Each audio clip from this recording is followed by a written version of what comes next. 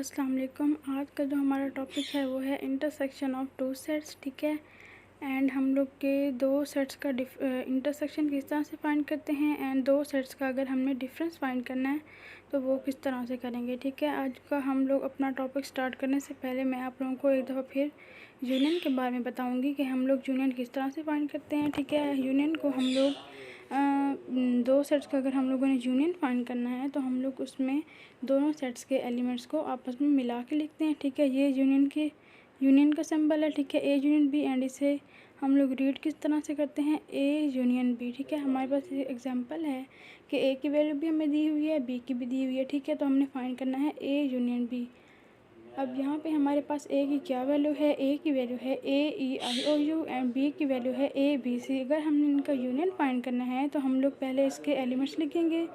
जो हमने फाइंड करना होगा एज इट इज़ हमने उसी तरह हमने इनकी वैल्यूज़ लिखनी है। ठीक है, अब हमने इनका यूनियन फाइंड करना है। यूनियन में हम लोग दोनों सेट्स के एलिमेंट्स को आपस में मिला के लिखते हैं। ठीक है, तो इसका यूनियन क्या आएगा, AEIOBC। ठीक है, इसी तरह हमारे पास एक और एग्जांपल है कि if m is equal to this and k is equal to this then m union k क्या होगा। ठीक है, अब हमारे पास m की वैल्यू है 1 4 5 एंड k की वैल्यू है 0 2 3। ठीक है, हमने इनका यूनियन फाइंड करना है। हम लोगों ने इसकी वैल्यूज़ लिख दी हैं, पहले m की वैल्यू, फिर यूनियन, फिर k की वैल्यू। ठीक है, अब यूनियन में हम लोग आप लोगों को पता होगा कि हम लोग यूनियन में दोनों सेट्स के एलिमेंट्स को आपस में मिला के लिखते हैं। ठीक है, मतलब यूनियन में दोनों सेट्स के सारे एलिमेंट्स आएंगे। ठीक है, अगर एक एलिमेंट ऐसा है जो दोनों में मौजूद है तो वो हम लोग एक दफ़ा लिखेंगे। ठीक है, तो इसका आंसर क्या आएगा, 0 1 2 3 4 5। ठीक है, अब नेक्स्ट हमारे पास टॉपिक है इंटरसेक्शन ऑफ टू सेट्स। ठीक है,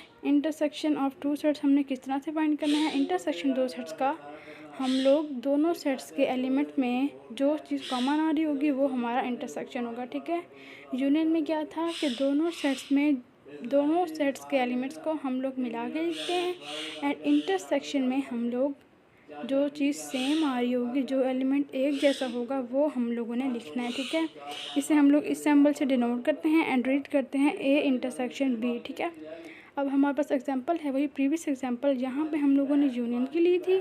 ठीक है, कि हमने इसका यूनियन किस तरह से फाइंड किया था। अब यही सेम एग्जांपल हमारे पास यहाँ पे है।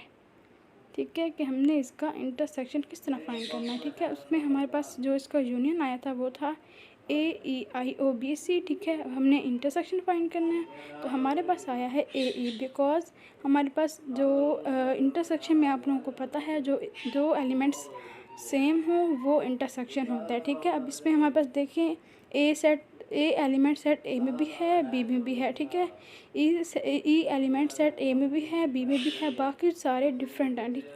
ठीक है, इंटरसेक्शन में वो एलिमेंट्स आएंगे जो हमारे पास दो सेट्स में मौजूद होंगे। ठीक है, इसीलिए हमारे पास जो आंसर आया है वो है EAE। ठीक है, क्योंकि ये दोनों सेट्स में मौजूद है।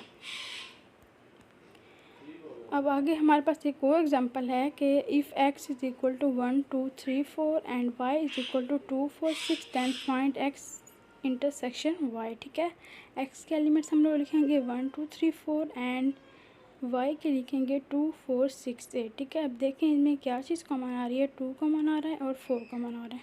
ठीक है, इंटरसेक्शन में यही होता है ना कि हम लोग वो एलिमेंट लिखते हैं जो हमारे पास दोनों सेट्स में मौजूद हो। ठीक है, तो यहाँ पे हमारे पास क्या है, x इंटरसेक्शन y हमने फाइंड करना है। यहाँ पे हमने x की वैल्यू लिखी है, यहाँ पे y की लिखी है। जो हमारे पास एलिमेंट सेम आ रही हैं वो हम लोगों ने यहाँ पे लिखनी है। ठीक है, अभी हमारा आंसर क्या है, 2 4, क्योंकि 2 हमारे पास x में भी है और 4 एलिमेंट हमारे पास y के सेट में भी मौजूद है। ठीक है, अब हमारा नेक्स्ट टॉपिक है डिफरेंस ऑफ टू सेट। ठीक है, दो सेट्स का डिफरेंस किस तरह से फाइंड किया जाता है। ठीक है, अगर हम लोग फाइंड कर रहे हैं कि एक हमने डिफरेंस फाइंड करना है बी में से, तो सेट ए के वो एलिमेंट्स आएंगे जो सेट बी में मौजूद नहीं होंगे। ठीक है, जो अगर एलिमेंट्स आपस में सेम होंगे तो वो कैंसिल आउट हो जाएंगे। ठीक है, हम लोग इसे इस तरह से इसे डिनोट करते हैं कि ए माइनस बी, मतलब डिफरेंस ऑफ टू सेट्स। ठीक है, इनको इस तरह से लिखा जाता है।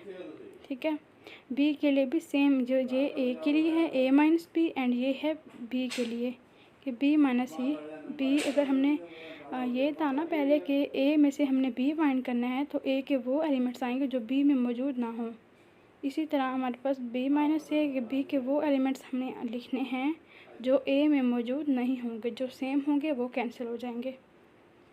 अब एक एग्जांपल है हमारे पास कि if A is equal to 1 3 6 and B is equal to 1 2 3 4, then find हमने क्या करना है, ए माइनस बी भी करना है एंड बी माइनस ए भी करना है, ठीक है। अब हमने यहाँ पे ए की वैल्यू क्या है 1 3 6 एंड बी की वैल्यू है 1 2 3 4 5, ठीक है। अब हमने पहले क्या फाइंड करना है, ए माइनस बी। ए की वैल्यू क्या है 1 3 6 एंड बी की वैल्यू है 1 2 3 4 5, ठीक है। अब यहाँ पे देखें ए में हमारे पास 1 भी है, ठीक है, 1 भी है और बी में भी है, तो ये कैंसिल हो जाएगा। अब यहाँ पे ए में 3 भी है, इसमें भी है, तो 3 भी कैंसिल हो जाएगा। अब जो 6 है वो ए में है लेकिन सेट बी के एलिमेंट्स में नहीं है, तो हमारे पास इसका जो आंसर आएगा वो आएगा 6, ठीक है। मैंने आप लोगों को पहले भी यही बताया है कि अगर हमने फाइंड करना है ए माइनस बी का डिफरेंस, तो सेट ए के वो एलिमेंट्स आएंगे जो सेट बी में मौजूद नहीं होंगे, ठीक है, और जो सेम एलिमेंट्स होंगे वो कैंसिल हो जाएंगे, मतलब माइनस हो जाएंगे, ठीक है। अब हमने फाइंड करना है बी माइनस ए, तो हमने पहले बी के एलिमेंट्स लिखे हैं 1 2 3 4 5 एंड जो ए के एलिमेंट्स हैं वो हैं 1 3 6, ठीक है। अब देखें जो बी के एलिमेंट्स हैं उनमें 1 है और ए के एलिमेंट्स भी 1 है, तो ये माइनस हो जाएगा, तो आंसर आएगा 0, ठीक है। जो इसमें है 2 लेकिन सेट ए के एलिमेंट में 2 नहीं है, तो हमारे पास जो आंसर आएगा वो आएगा 2। अब देखें नेक्स्ट 3 बी सेट्स के एलिमेंट्स में भी है एंड ए सेट्स के एलिमेंट्स में भी है, तो ये कैंसिल आउट हो जाएगा। 4 बी सेट्स के एलिमेंट में है लेकिन ए सेट्स के एलिमेंट में नहीं है, तो ये 4 यहाँ पे रह जाएगा। एंड 5 भी देखें सेट ए के एलिमेंट में नहीं है, ठीक है, तो हमने यहाँ पे इसलिए 5 भी लिखा है आंसर में। तो जो b माइनस ए का आंसर है वो है 2 4 5 एंड जो a माइनस बी का आंसर है वो है 6, ठीक है।